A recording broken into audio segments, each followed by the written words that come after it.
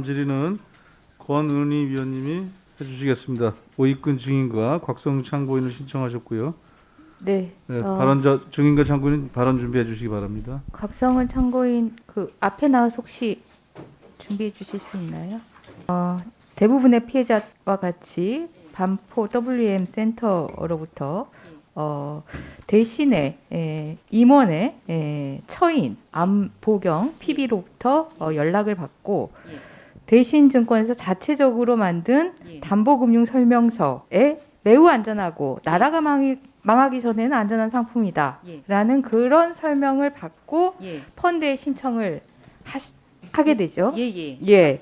펀드 신청서에 본인이 이름에 사인을 하였지만 사실 설명드린 내용은 라인 상품 설명서가 아니라 대신이 이 거짓으로 작성한 담보금융 설명서를 받고 설명을 속아서 하게 된 것이죠.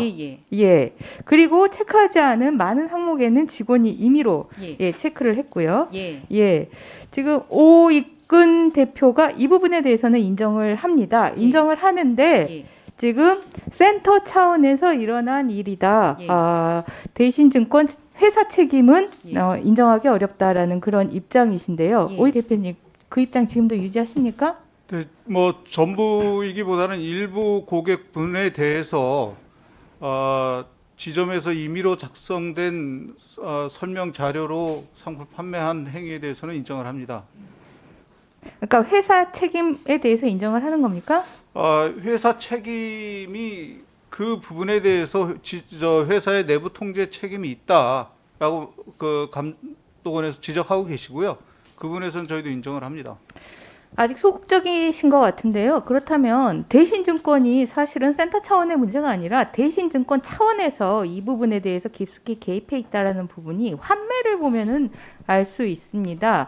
5월부터 환매 등이 일어나는데요. 대부분 기관 등을 상대로 환매에 대해서 필요한 조치가 취해졌지만 일반 피해자에게는 오히려 환매하지 않아도 된다는 설명회를 4차례까지 열면서 환매를 연기시킵니다. 그렇죠? 피해자? 예, 맞습니다. 예. 오익근 대표이사님? 네. 예. 그렇습니다. 그런데 회사에서는 그 7월 말부터 라인펀드 문제 제기한 언론 보도가 있은 이후에 본사 차원에서 환매 유도 안내를 했다라고 합니다. 그런데 피해자들은 이와 관련해서 전혀 환매 유도를 받은 사실이 없다라고 하거든요. 실질적으로 환매를 하신 고객분들이 있고요. 환매를 하신 고객들 누구요? 기관이요? 기관 아니고 일반 고객들도 환매를 하신 분이 일반 있습니다. 고객들에게 어떤 식으로 안내를 하셨나요? 한경 특정 언론사로 말씀드려 죄송하고요. 그 기사가 7월에 있은 이후에 그 기사를 기반으로 해서 일부 고객한테 환매 권유가 이루어진 것으로 저는 그렇게 보고받고 있습니다. 아니, 대신증권의 입장은 본사 차원에서 고객들에게 환매 유도 안내를 했다라고 합니다. 그런데 그 실질이 없어요. 고객들에게 환매 유도 안내를 한 실질이 없고 오히려 환매에 대해서 하지 않아도 된다라는 그런 센터 차원의 설명회가 열려 있고 그리고 일반 고객들이 겨우 10월 2일이 되어서야 환매 안내를 받고 환매 주문을 완료를 하게 됩니다. 그런데 10월 4일 갑자기 이 주문 완료된 환매가 취소됩니다. 대신증권이 취소하셨죠? 그 좀 부연 설명을 아니요, 기회를 주시면 제가 취소하셨나요? 말씀드리겠습니다. 취소하셨나요? 최종적으로 저희가 그 정상 주문했던 것들이 운영사 쪽에서 주문을 취소를 했기 때문에 저희는 그 결과로 인해서 주문 취소한 것으로 이렇게 보고받고 있습니다, 위원님. 아니 지금 증인 나와서 지금 위증을 하고 계시는데 이 금감원 금감원의 파악 경위에 따르면 10월 2일 대신증권이 환매 주문을 접수를 합니다. 그리고 환매 주문을 신청을 하는데 라임은 이를 미승인합니다. 대신증권이 환매 주문을 본사에서 일괄 취소를 합니다.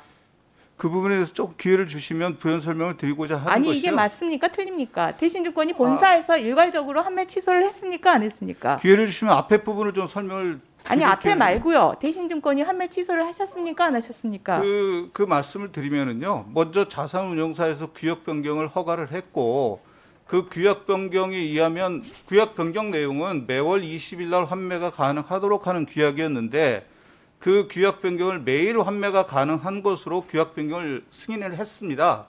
그래서 저희는 고객보호 차원에서 그러면 환매하실 분들은 빨리 하시는 게 좋겠습니다라고 권유를 드렸고요. 이후에 운영사 측에서 투자자들의 형평성을 논리로 해서 주문을 취소를 시켰습니다. 그래서 저희는 그 주문에 따라서 저희의 고객들한테 주문 들어왔던 부분을 정상 처리했던 그 부분이라고 말씀드리겠습니다, 위원님. 금강 원장님, 지금 네. 증인의 설명에 대해서 어떻게 파악하고 계십니까?